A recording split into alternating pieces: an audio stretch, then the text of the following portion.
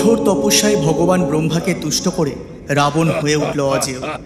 বরপ্রাপ্তির অহংকারে মত্ত হয়ে দশানন মেতে উঠল অন্যায় এবং অধর্মে। কোন এক সময় হাত বাড়ালো বনবাস পালনকারী জনকদহিতা সীতার দিকে, হরণ করে নিয়ে গেল দুরাচারী লঙ্কেশ।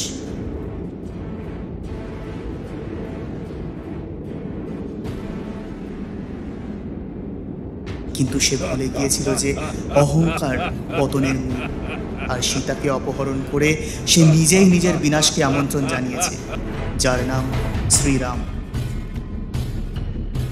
সীতার অন্বেষণে স্বর্ণলঙ্কায় পৌঁছে রাম মুখোমুখি হলেন রাবণের।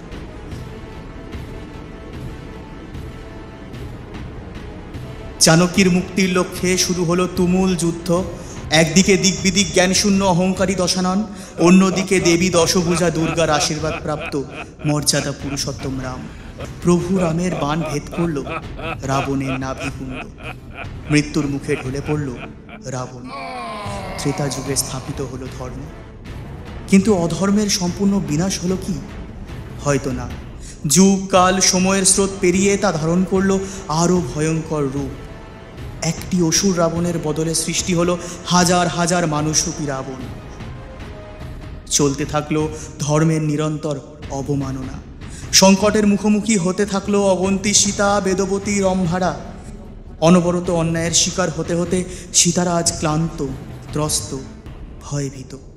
এখন সময় আবার অকাল বোধনের, সময় দেবী দুর্গার শক্তিকে ধারণ করার।